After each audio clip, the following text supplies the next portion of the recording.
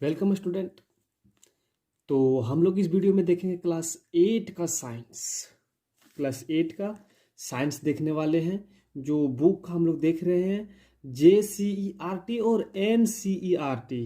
NCERT ये दोनों book, आप JCERT NCERT दोनों बुक इसमें कवर हो जाएगा आपका। ठीक है, तो चलिए हम लोग देखते हैं। और आपको हाँ बता दूं कि आपको ये नोट्स की तरह, जिस तरह से आप नोट्स बनाते हैं उस तरह से आपको टोटल चीज उसी तरह से बताया गया है। नोट्स मानिए एक नोट्स है, ये आपको बहुत आगे काम देने वाला है। ठीक है, तो हम लोग आज देखेंगे क्लास 8 का साइंस। ठीक, जो अध्याय 9 और NCERT किताब में है। इस किताब में आपका 16 है क्लास 8 में, और इस बुक में आपका कितना है, 9 है। ठीक है, तो चलिए, अगर आप JCERT बुक पढ़ रहे हैं तो आपका अध्याय 9 है, और NCERT किताब बुक पढ़ रहे हैं तो उसमें आपका 16 है। ठीक है, तो चलिए हम लोग सबसे पहले यहाँ पे चैप्टर जो मेरा है, चैप्टर का हेडिंग है, चैप्टर का नाम है प्रकाश लाइट। ठीक है, प्रकाश और लाइट। तो सबसे पहले हम अपना हेडिंग को क्लियर करते हैं कि प्रकाश है क्या। तो प्रकाश को सबसे पहले डिफाइन करते हैं हम लोग। तो प्रकाश वह भौतिक कारक है जिसकी सहायता से हम किसी वस्तु को देख सकते हैं। ठीक है, जिसकी सहायता से हम किसी वस्तु को देख सकते हैं, मतलब प्रकाश वह भौतिक कारक है जिसके सहायता से हम किसी वस्तु को देख सकते हैं। ठीक है, वही प्रकाश है, आप समझ जाइए। ठीक है, अब यहां पे होता है कि प्रकाश वस्तुओं को दृश्य जो बनाता है, तो किन्हीं प्रकाश जो है हम लोग देखे थे कि वस्तु को हम लोग देखने योग्य बनाता है, उसको हम लोग प्रकाश कहते हैं। ये तो हम लोग समझ गए, लेकिन अब यहाँ पे आगे जो मेरा टॉपिक है कि प्रदीप्त वस्तु, लुमिनियस ऑब्जेक्ट। कुछ वस्तु है जो उसके अंदर में खुद का चमक होता है, खुद का रोशनी होता है। ठीक है, और कुछ वस्तुएं हैं जिनके ऊपर खुद का चमक नहीं होता है, किसी दूसरे के प्रकाश से वो जलता है या दिखता है हम लोगों को। ठीक है, तो चलिए हम लोग समझते हैं कि प्रदीप्त वस्तु क्या है, लुमिनियस ऑब्जेक्ट क्या है। ठीक है, तो आपका जो बुक है, जिस तरह से आपका किताब में जहां जो जो टॉपिक दिया हुआ उस टॉपिक को हम लेकर एक साइड से सीरियली वाइज हम लोग चल रहे हैं। ठीक है, तो चलिए हम लोग समझते हैं कि आपका यहाँ पे प्रदीप्त वस्तु वे वस्तुएं जो प्रकाश उत्सर्जित करते हैं, मतलब खुद का प्रकाश होता है उत्सर्जित, खुद बनाते हैं, प्रदीप्त वस्तुएं कहलाते हैं। ठीक है, जैसे में इसमें से सूर्य के पास क्या है, अपना रोशनी है, अपना प्रकाश है। तारे के पास अपना रोशनी है, अपना प्रकाश है। आग, उसका अपना है। आग जो है, जलती हुई मोमबत्ती, मोमबत्ती जलाते तो क्या उससे रोशनी निकलता है, उसका अपना है। प्रकाशित विद्युत बल्ब, जो बल्ब जलता है, ठीक है, तो बल्ब जल रहा है तो वो उसके पास खुद का रोशनी है, ऐसा नहीं किसी दूसरे का है, इत्यादि। ये सभी क्या है, प्रदीप्त वस्तु। आप समझ में आ गया होगा कि आपको कि लुमिनियस ऑब्जेक्ट या प्रदीप्त वस्तु क्या है। वैसा वस्तु जिसके पास खुद का रोशनी है, खुद का प्रकाश है, उसको हम लोग प्रदीप्त वस्तु या लुमिनियस ऑब्जेक्ट कहते हैं। ठीक है, तो आप समझ गए। अब एक यहाँ पे है कि खुद का रोशनी वाला देख लिया। अब एक और इसी में है से अप्रदीप्त वस्तु। अप्रदीप्त वस्तु, देखिए अप्रदीप्त वस्तु यहाँ पे है, हम लोग देखते हैं। वे वस्तुएं जो प्रकाश उत्सर्जित नहीं करते हैं, अप्रदीप्त वस्तु कहलाती है। मतलब कहने का मतलब कि वे वस्तुएं जो प्रकाश उत्सर्जित नहीं करता है, जिनके पास वो प्रकाश नहीं बनाता है, खुद का प्रकाश नहीं होता है, ठीक है, वो अप्रदीप्त या नॉन लुमिनियस ऑब्जेक्ट कहलाते हैं। ठीक है, जैसे चंद्रमा के पास खुद का ये लाइट नहीं है उसके पास। ठीक है, ग्रह है, ग्रह, लकड़ी, पुस्तक, मानव, दर्पण, दीवार, पेन, घर, ये सब सभी क्या है, क्या ये सब के पास खुद का लाइट है? नहीं, ये खुद का लाइट नहीं है। ये किसी दूसरे के लाइट से दिखते हैं, किसी दूसरे के लाइट से ये हम लोगों को दिखाई देता है। ठीक है, इसीलिए ये क्या हो गया, अप्रदीप्त वस्तु। अप्रदीप्त वस्तु आपको उम्मीद है कि समझ में आ गया होगा। ठीक है, वे वस्तुएं जो प्रकाश उत्सर्जित करते हैं अप्रदीप्त वस्तुएं कहलाती है। ठीक है, अपर्दीप्त वस्तुएं समझ गए कि जो प्रकाश उत्सर्जित नहीं करते हैं वो अपर्दीप्त वस्तु है। जैसे मैं उदाहरण के तौर पे अगर एग्जाम में पूछा जाए कि अपर्दीप्त वस्तु या नॉन लुमिनियस ऑब्जेक्ट का दो उदाहरण दीजिए, तो हम लोग नॉन लुमिनियस ऑब्जेक्ट का दो उदाहरण मून दे सकते हैं, ठीक है, वुड्स, बुक्स, मैन, मिरर, दीवार इत्यादि, या फिर चंद्रमा, ग्रह, लकड़ी, पुस्तक, मानव, दर्पण इत्यादि। ठीक है, ये आपका उदाहरण हो जाएगा। ठीक है, अब एक चीज और आप ये दिमाग में लोड रखेंगे कि हमारे चारों ओर स्थित अधिकांश वस्तुएं, हमारे चारों ओर जो वस्तु दिखाई देता है वो सभी क्या है, अप्रदीप्त वस्तुएं हैं। ठीक है, हम जितना चीज देख सकते हैं, मान लीजिए अपना घर में बैठे हुए हम लोग क्या देख रहे हैं, अलमारी देख रहे हैं, अलमारी क्या है, अप्रदीप्त वस्तुएं हैं। बुक देख रहे हैं, अप्रदीप्त वस्तुएं हैं। कंप्यूटर देख रहे हैं, अप्रदीप्त वस्तुएं हैं।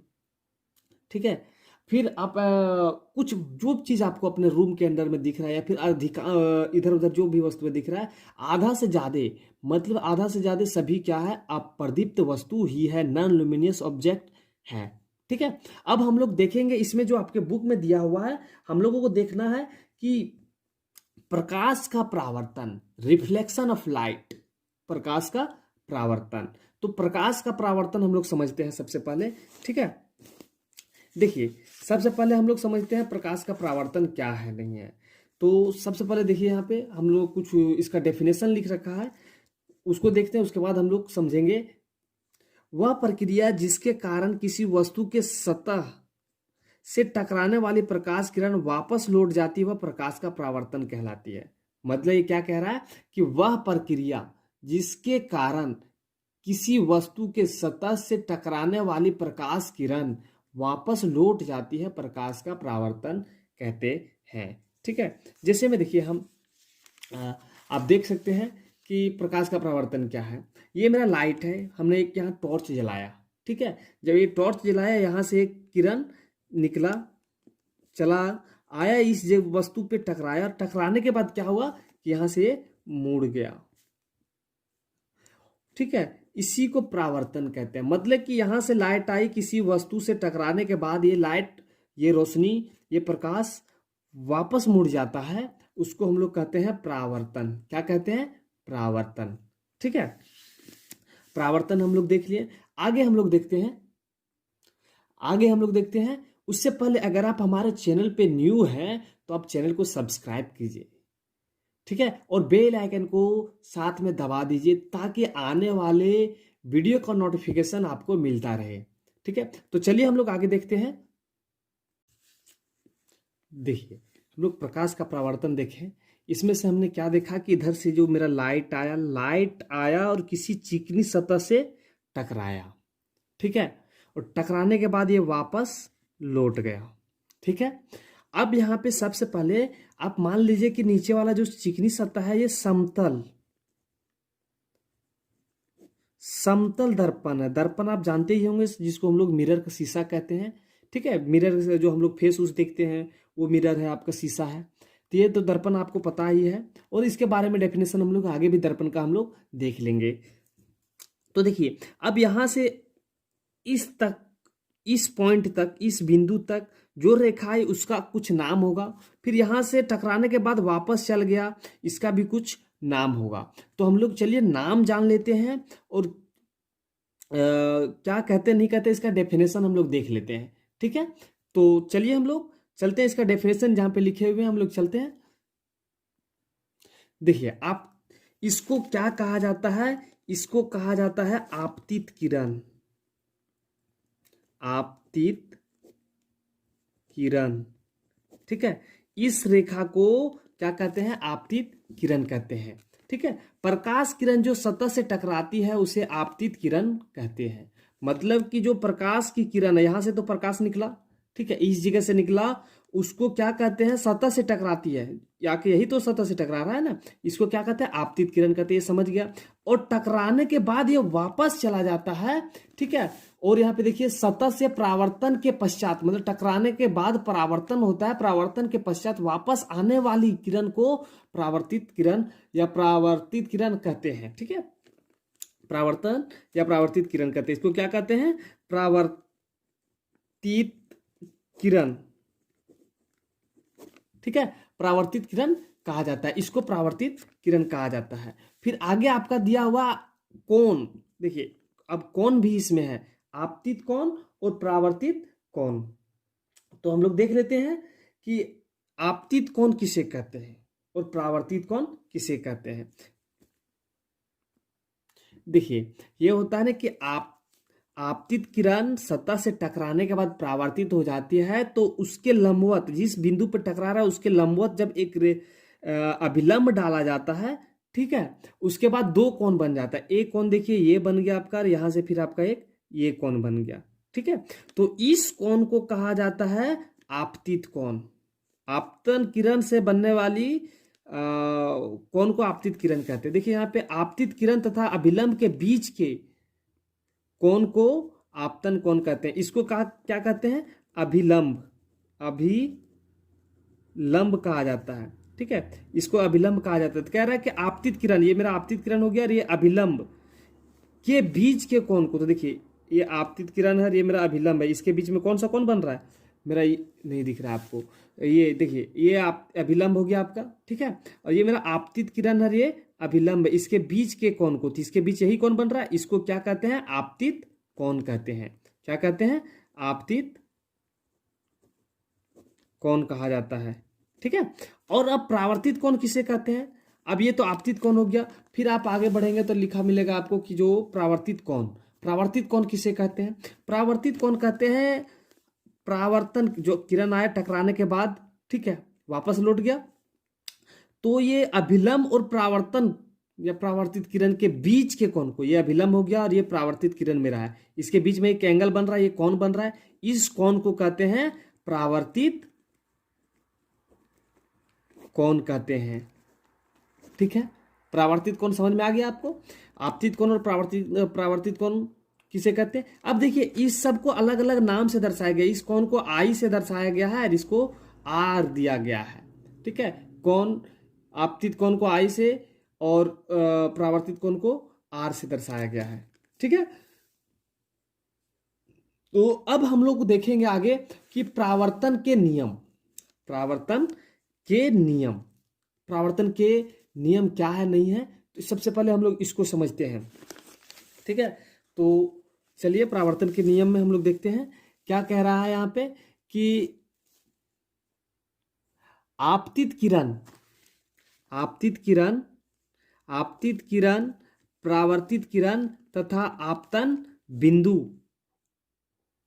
पर अभिलंब सभी एक ही समतल में होते हैं। मतलब कह रहा है, देखिए आपको यहाँ पे हम ले आए, ये चित्र बना के रखे हैं कि इसे हम लोग रखते हैं, ठीक है।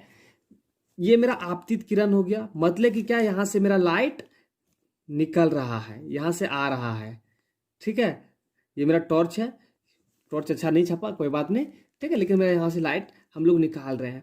यहाँ से जब लाइट निकला तो यहाँ से यहाँ के बीच के किरण को आपतित किरण कहते हैं, ये तो आपको पता ही है, ठीक है। और टकराने के बाद ये वापस लौट जाता है, इसको परावर्तित किरण कहते हैं।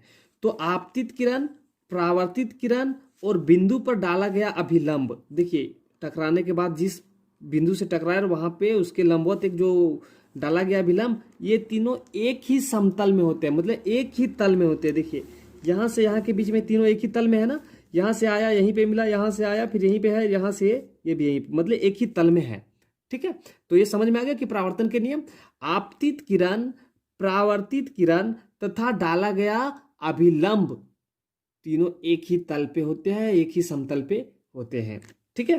पहला पॉइंट था। दूसरा पॉइंट है इसमें आपका दिया हुआ है कि आपतन कोण, परावर्तन कोण हमेशा बराबर होते हैं। मतलब आपतन कोण और परावर्तन कोण, ये मेरा आपतन कोण है, आपको पता ही है, पहले हम बताए हैं आगे इसी से पहले। तो ये आपतन कोण और ये परावर्तन कोण, ये दोनों क्या है, हमेशा बराबर रहेंगे, हमेशा बराबर रहता है आपका, ठीक है। मतलब मान लीजिए कि इसमें अगर आपतित कोण 0 डिग्री है तो परावर्तित कोण भी 0 डिग्री ही होगा। मतलब कि अगर यहाँ पे 100 है तो यहाँ भी 100, मतलब जो रहेगा आपका, जो इधर रहा वही उधर रहेगा। आपतित कोण बराबर परावर्तित कोण। आप समझ सकते हैं कि 0 कब होगा, परावर्तित 0 कब होगा, जब लाइट ये तिरछा मारे तब ना ये परावर्तित हुआ। अगर सीधा मार देंगे यहीं पे, यहीं से लाइट मारिए, यहीं से टॉर्च जला देंगे हम लोग। मान लीजिए कि हम लोग बीच से एक टॉर्च जला दिए, जब यहीं से टॉर्च जलाएंगे तो ये लाइट सीधा जाएगी, सीधा टकराएगी दर्पण से और या समतल से,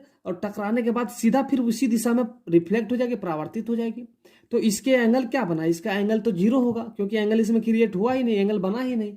जब एंगल बना नहीं तो क्या हो जाएगा आपका ये, इसका कोण का मान क्या हो जाएगा, आपतित कोण का मान, परावर्तित कोण का मान, दोनों कोण का मान जीरो हो जाएगा। ठीक है, तो जीरो हो जाएगा। और साथ में एक चीज और देखिए, ये जो हमने बनाया है चित्र, ये समतल दर्पण के ऊपर बनाया है, दर्पण है उसके ऊपर बनाया। तो बात उठ रहा है कि दर्पण, दर्पण है क्या, उसको सबसे पहले हम लोग समझते हैं। तो देखिए, इसको आपतित बिंदु कहते हैं। बीच बीच में कभी पूछा जा सकता है कि आपतित बिंदु कहाँ पे स्थित होता है।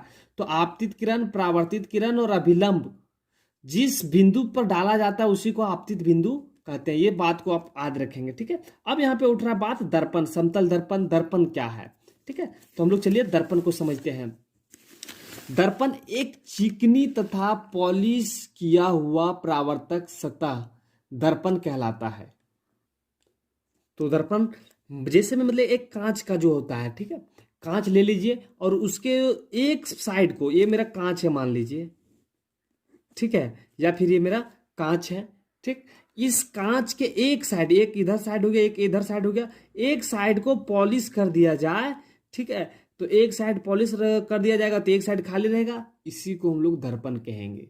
ठीक, इसको चांदी से दर्पण या रंग से दर्पण, मतलब कि सॉरी, इसको चांदी से पेंट कर दीजिए, या फिर आप रंग दीजिए, या फिर आप रंग से रंगिए, किसी से भी आप एक साइड को रंग दीजिएगा और एक साइड खुला छोड़ दीजिएगा तो वो दर्पण बन जाएगा आपका। शीशा हम लोग जो हम लोग फेस देखते हैं, जो हम लोग फेस देखते हैं वो कौन सा दर्पण होता है, समतल दर्पण होता है। आगे हम लोग चर्चा करेंगे समतल दर्पण के ऊपर।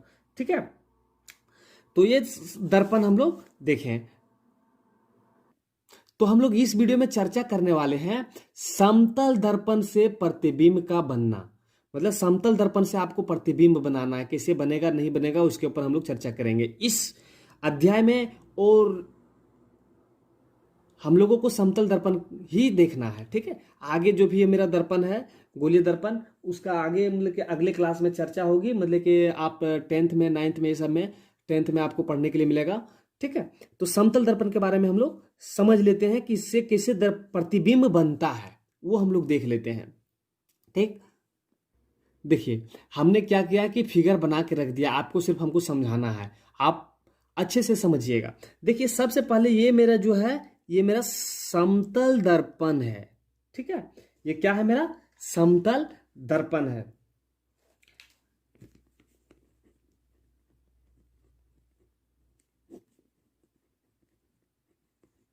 ये मेरा समतल दर्पण है। ठीक है, अब समतल दर्पण के ऊपर कैसे चित्र बनता है वो हम लोग देख लेते हैं। तो मानिए कि एक जो मेरा प्रकाश का स्रोत है आपका, मतलब जो आपकी प्रकाश निकल रहा है आपका, यहां से कहां से निकल रहा है, वो से निकल रहा है। ठीक है, और यहां से दो रेखा को हम लोग को बाहर करेंगे। अब दो रेखा को क्यों बाहर करेंगे, क्योंकि एक रेखा, जब तक दो रेखा मिलेगी नहीं तब तक प्रतिबिंब या कोई चित्र बनेगा नहीं। ठीक है, तो सबसे पहले हम लोग क्या करेंगे कि दो रेखा को वहां से लेके आते हैं। तो वहां से जब दो रेखा को लेके आएंगे तो एक रेखा को हमने लाया, और लाने के बाद देखिए आप इस बिंदु पे टकरा गया, यहाँ पे इस बिंदु से टकराया।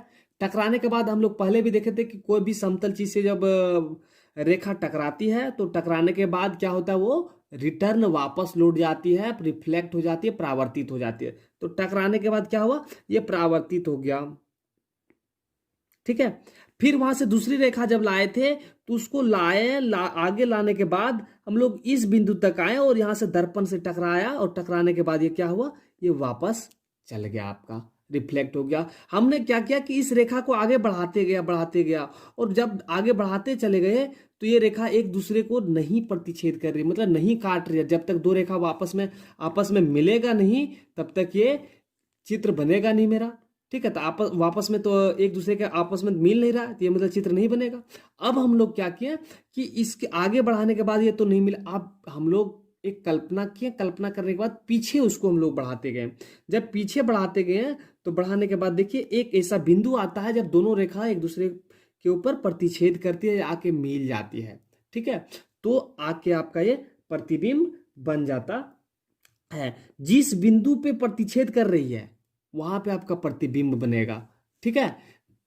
ठीक, उस जगह पे आपका प्रतिबिंब बनने वाला है और बनता भी है। इसीलिए आप समतल दर्पण या फिर आप जब अलमारी, आप कह सकते हैं कि आप जब अपने समतल दर्पण के नजदीक खड़े होते हैं तो आप जितना दूरी दर्पण से होते हैं उतना आप दर्पण के अंदर में आपको लगता है कि हम उतना दूर खड़े हैं, आपको प्रतीत होता है। ऐसा कैसे क्यों होता है? ऐसा इसलिए होता है क्योंकि समतल दर्पण के जो रेखा है या फिर किरण जो है एक दूसरे को प्रतिच्छेद कहाँ, दर्पण के पीछे कर रहा है, दर्पण के आगे नहीं करता है, दर्पण के आगे नहीं करता है, दर्पण के पीछे कर रहा है। तो जब दर्पण के पीछे कर रहा है तो हम लोग दर्पण के जितने दूरी पे हम लोग खड़ा होते हैं उससे उतने ही दूरी पे आपका प्रतिबिंब भी बनता है। ये बात आप याद रखेंगे, ठीक है।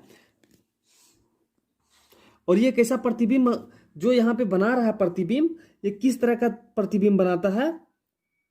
आभासी प्रतिबिंब बनाता है, ठीक है। आभासी प्रतिबिंब बनाता है और पार्श्विक, ये दो प्रतिबिंब ये बनाता है। आभासी मतलब ये वास्तविक प्रतिबिंब नहीं है, आभासी है और पार्श्विक है। पार्श्विक हम लोग आगे चर्चा करेंगे और समझेंगे, ठीक है। तो चलिए हम लोग आगे बढ़ते। आप उम्मीद है कि आप सबसे पहले कि समतल दर्पण के समतल दर्पण में या समतल दर्पण से प्रतिबिंब बनाने के लिए आप सीख गए होंगे, ठीक है। उम्मीद है आपसे कि आप ये प्रतिबिंब कैसे बना, क्योंकि एक सबसे पहले एक बिंदु लेंगे, एक समतल दर्पण हम लोग रेखा अगर छापने के लिए आ जाए एग्जाम में तो सबसे पहले एक रेखा हम लोग एक दर्पण बनाएंगे, दर्पण के ऊपर एक बिंदु लेंगे, वहां से या फिर वहां पे एक ऑब्जेक्ट रख देंगे, एक वस्तु रख देंगे, वहां से दो रेखा निकालेंगे। रेखा जब दर्पण से टकराएंगे तो टकराने के बाद आपको पता है कि रिफ्लेक्ट होता है, तो एक दूसरे के कहीं प्रतिच्छेद आगे बढ़ाते जाएंगे तो प्रतिच्छेद नहीं कर रहा है। जब प्रतिच्छेद नहीं करता है तो हमने क्या किया, हम लोगों ने उसको पीछे उस रेखा को कल्पना किया और पीछे हम लोग ले चले गए, ठीक है। जब पीछे गए तो एक बिंदु पे जाके वो मिला, वहां पे मेरा प्रतिबिंब बन गया, ठीक। चलिए अब हम लोग आगे देखते हैं समतल दर्पण से बने प्रतिबिंब की विशेषताएं। जब समतल दर्पण से समतल दर्पण में बिंब बन रहा है तो उसकी कुछ विशेषताएं होंगी। चलिए हम लोग विशेषता को हम लोग देख लेते हैं। इसके मुख्यतः बहुत विशेषताएं हैं। चलिए सबसे पहले हम लोग चर्चा करते हैं कि समतल दर्पण से बना प्रतिबिंब आभासी होता है। कैसा होता है? आभासी होता है, ठीक है। पॉइंट को याद रखेंगे, एग्जाम में पूछा जा सकता है आपसे। समतल दर्पण से बना प्रतिबिंब दर्पण के पीछे होता है, दर्पण के पीछे होता है। अभी हमने देखा आगे कि दर्पण के पीछे बन रहा था। फिर है कि समतल दर्पण से वस्तु की दूरी तथा प्रतिबिंब की दूरी समान होता है। हमने अभी भी देखा, हमने उधर बना रहे थे फिगर, तो उसमें भी हम लोग देखे थे कि जितना समतल दर्पण की दूरी है, जितना समतल दर्पण से वस्तु की दूरी है, वस्तु जितना दूर है दर्पण से उसके पीछे उतना दूर पे उसका प्रतिबिंब बन रहा है, ठीक है। जितना इधर दूर है उतना दर्पण के पीछे उसका प्रतिबिंब बन रहा है। फिर आगे हम लोग देखेंगे कि प्रतिबिंब का आकार, प्रतिबिंब का आकार वस्तु के आकार का होता है। जितना बड़ा प्रतिबिंब होगा ना उतना बड़ा ही वस्तु का जितना बड़ा वस्तु का आकार होगा उतना बड़ा ही प्रतिबिंब का आकार होने वाला है, ठीक है। समतल दर्पण से बना प्रतिबिंब सीधा होता है। समतल दर्पण से बना प्रतिबिंब कैसा होता है? सीधा होता है, सीधा रहेगा। ऐसा नहीं कि मुंडी दर्पण में हम लोग को ऊपर दिखा मुंडी, तो जब दर्पण के पीछे जाएगा तो ये मुंडी नीचे हो जाएगा और पैर ऊपर हो जाएगा, ऐसा नहीं होने वाला है, ठीक है। तो फिर है कि समतल दर्पण से बना प्रतिबिंब पार्श्विक परावर्तित होता है। पार्श्विक परावर्तित मतलब कहने का मतलब कि लेफ्ट वाले राइट और राइट वाले लेफ्ट आपको दिखेगा, ठीक है। मतलब दाहिना वाला बायां, बायां वाला दाहिना, ये आपको दिखने वाला है। लेफ्ट और राइट में इसमें थोड़ा सा आपको कंफ्यूजन करता है ये दर्पण, इसमें थोड़ा सा हम लोग को लेफ्ट राइट हो जाता है, राइट लेफ्ट हो जाता है दर्पण के पीछे, ठीक है। तो चलिए हम लोग आगे देखते हैं। उससे पहले अगर आप हमारे चैनल पे न्यू हैं तो चैनल को सब्सक्राइब कर लीजिए, ठीक है। आपको एक नोट्स की तरह आप वीडियो को रोक के आप नोट्स बना सकते हैं, ठीक है। एक पूरा क्लास 8 का नोट्स हमने बना दिया है। तो चलिए हम लोग आगे देखते हैं। आगे मेरा टॉपिक है नियमित परावर्तन। अब नियमित परावर्तन क्या होता है? जब समांतर प्रकाश किरणें किसी समतल दर्पण समतल परावर्तक सतह से परावर्तन के पश्चात भी समांतर रहती है तो वह इस प्रकार के परावर्तन को नियमित परावर्तन कहते हैं। मतलब नहीं आपको समझ में आया? ये कह रहा है कि जब समांतर प्रकाश किरणें, मतलब कि जब हम लोग प्रकाश की किरण समांतर रहेगी, मान लीजिए हमने प्रकाश की किरण कुछ खींच लिया, ये मेरा प्रकाश की किरण है, ये भी मेरा प्रकाश की किरण है, ये भी मेरा प्रकाश की किरण है, ठीक है, ये प्रकाश की किरण है, ठीक। और ये मेरा समतल सरफेस है, समतल परावर्तक है, या हम लोग समतल दर्पण मान लेते हैं, समतल परावर्तक या दर्पण हम इसको मान लिया, ये परावर्तक ही है, ठीक है। तो ये समांतर है, एक दूसरे के बराबर में है। ये आने के बाद क्या होगा, समतल सतह पे टकराने के बाद ये वापस जब रिफ्लेक्ट होगी तो समांतर ही होगी। जितना दूरी से वो टकरा रहा है ना, उधर से आ रही है ना, टकराने के बाद वही गैप के साथ वो परावर्तित हो जाएगी। मतलब देखिए इधर से आया ये परावर्तित हो गया, देखिए इधर से आया ये परावर्तित हो गया, इधर से आया ये परावर्तित हो गया, मतलब कि समांतर रहा, ठीक है। ये समांतर रहा, टकराने के बाद भी जब वापस गया तो वो समांतर ही रह गया। इसी को कहते हैं नियमित परावर्तन या परावर्तक, ठीक है। नियमित परावर्तन समझ में आ गया आपको? उम्मीद है कि समझ में आ ही गया होगा आपको, ठीक है। मतलब कि नियमित परावर्तक समझ में आ गया कि जो प्रकाश की किरण समांतर टकराने के बाद भी टकरा रही, उस समय भी समांतर ही वापस जाए। चलिए हम लोग आगे देखते हैं विसरित परावर्तन। विसरित परावर्तन क्या है? विसरित परावर्तन है कि जब समांतर प्रकाश किरणें किसी असमतल परावर्तक सतह से, मतलब कि ये इस तरह से प्लेन नहीं है आपका, समतल नहीं है, असमतल है, उबड़ खाबड़ मान लीजिए है, ठीक है। उबड़ खाबड़ सतह से परावर्तन के पश्चात समांतर नहीं रहती है। निश्चित है कि उबड़ खाबड़ में जब हम लोग चलते हैं तो धीरे धीरे मतलब कि चलना पड़ता है हम लोगों को, और एक जैसा नहीं चल पाते हैं। तो वही है कि यहाँ पे जब समांतर प्रकाश किरणें किसी असमतल परावर्तक से टकराती है तो समांतर नहीं रहती है, तो इस प्रकार के परावर्तन को विसरित परावर्तन कहते हैं, ठीक है। देखिए आपका ये हमने एक चित्र बना लिया है, ये है कि उबड़ खाबड़ है, देखिए ऊपर कभी नीचे कहीं ऊपर है। जब प्रकाश की किरण उधर से आएगी तो आने के बाद देखिए उधर से प्रकाश की किरण आई, इस जगह पे टकरा, इस जगह पे टकराने के बाद क्या होगा, ये ऐसे मुड़ जाएगा, ठीक है। फिर इधर से प्रकाश की किरण आई और इस जगह पे टकराई, ठीक है। यहां पे टकराए तो देखिए थोड़ा सा ये बढ़ते जा रहा है, तो मतलब प्रकाश की किरण क्या होगा, इधर मुड़ जा रहा है, इधर मुड़ गया। इधर से प्रकाश की किरण आई, इधर मुड़ गया। अब यहां से प्रकाश की किरण आ रही है और फिर आपका इधर मुड़ जा रहा है। फिर इधर से प्रकाश की किरण आ रही है, अब इधर मुड़ जा रहा है, मतलब कि जिधर मन कर रहा है उधर मुड़ते जा रहा है। इसी को कहते हैं विसरित परावर्तन।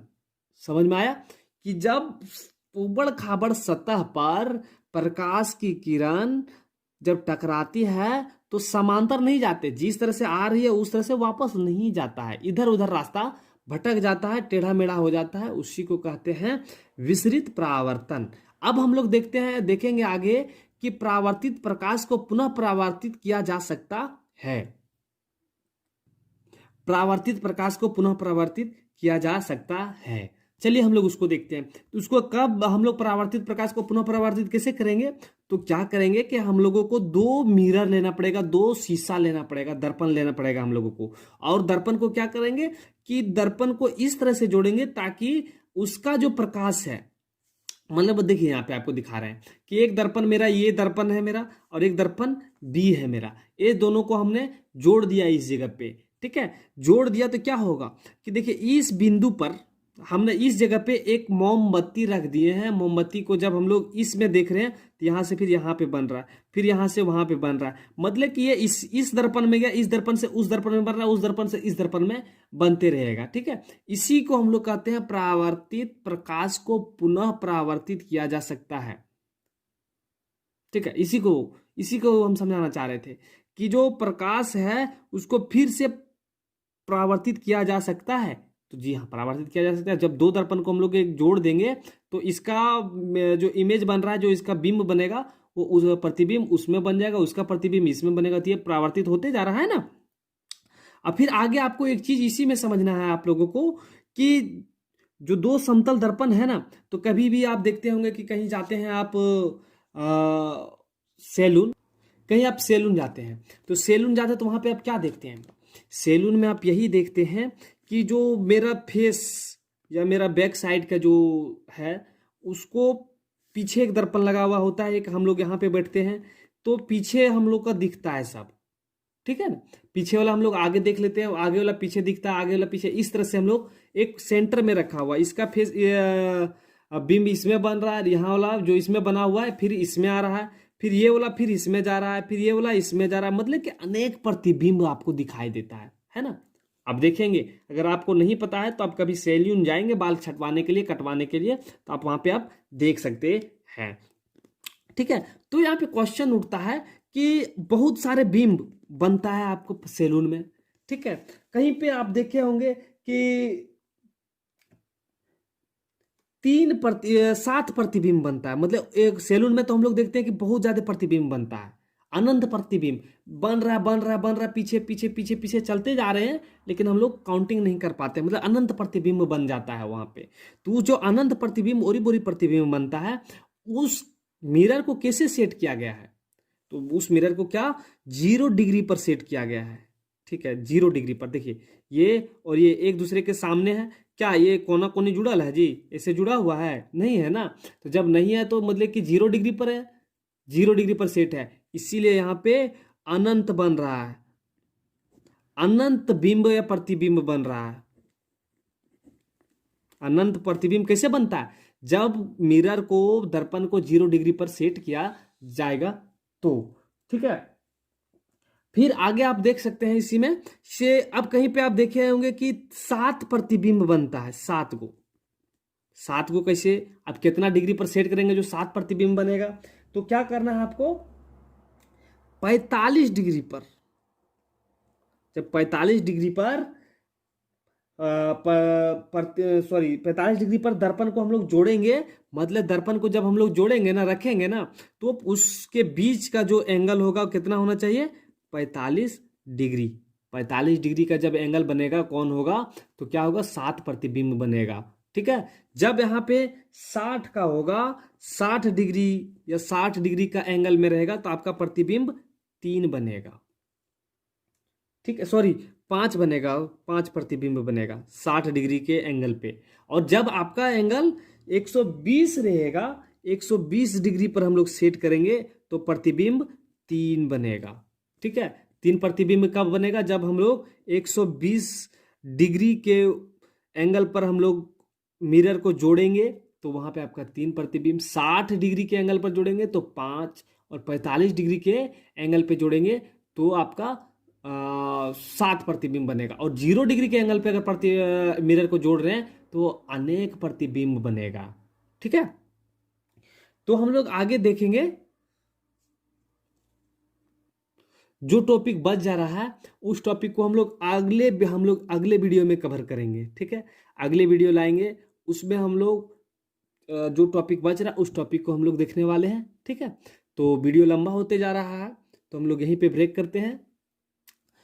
तो बता दूं कि अगर आप हमारे चैनल पे न्यू हैं तो चैनल को सब्सक्राइब करके हमारे साथ आप जुड़ जाइए, क्योंकि आपको इस चैनल के ऊपर साइंस, मैथ, सभी चीज़ का वीडियो आने वाला है, सभी क्लास के लिए। तो अभी फिलहाल तो 8वां और 10वां का ही चल रहा है, ठीक है। तो कुछ समय बाद इसके ऊपर 9वां, 6ठा, 7वां, 5वां, ये सब सभी का मैथ, साइंस और अदर सब्जेक्ट भी आएगा। तो आप चैनल को सब्सक्राइब करके जुड़ जाइए, ठीक है। फिर मिलते हैं हम लोग अगले वीडियो में, तब तक हम आपसे अलविदा लेते हैं।